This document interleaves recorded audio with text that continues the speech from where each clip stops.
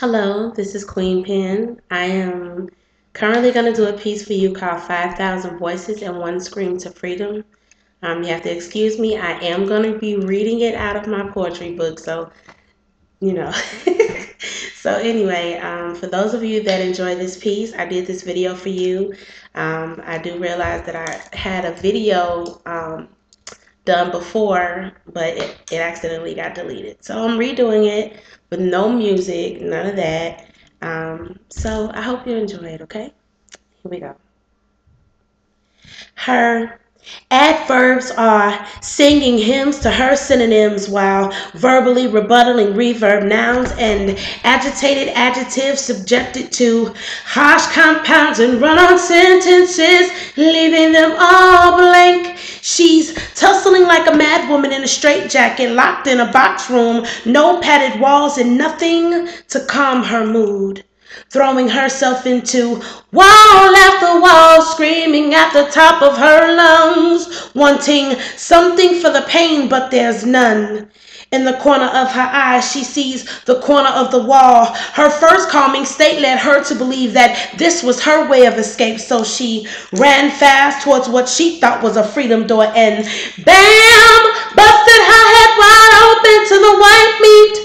Staggering in frustration, staring at her defeat, screaming so hard her heart began beating through her feet. The room began spinning, mesmerized by all the pretty colors that lie in her eyes, laughing hysterically because all she sees is beauty. But the canvas she views as a work of art is really a blood-stained wall painted by a crazed woman with hands tied behind her back is all. Continuous in her freedom run, every corner is hit, spreading more and more and more of herself on this personal canvas, making it 3D art with her brain fragments, sliding up and down on these walls of confusion, forced to share a room with 5,000 formerly known lunatics, all speaking at one time to become one voice, to become one mind, to become one day free through someone else's not so crazed lifeline.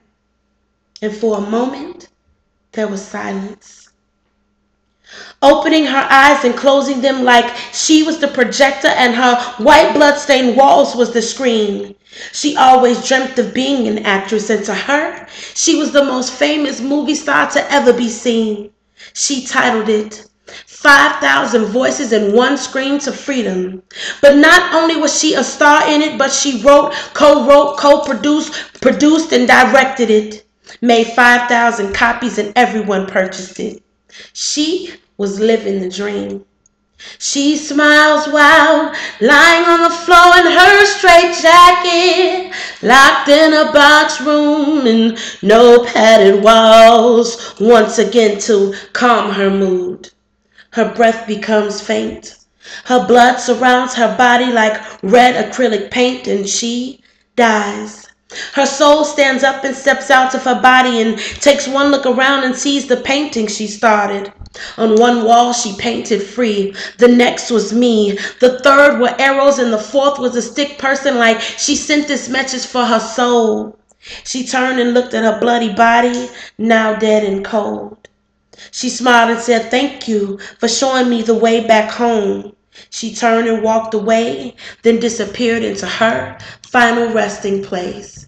And she dies, whoa, she died. And that's that piece, y'all. So I hope you enjoyed it, and I will see you soon.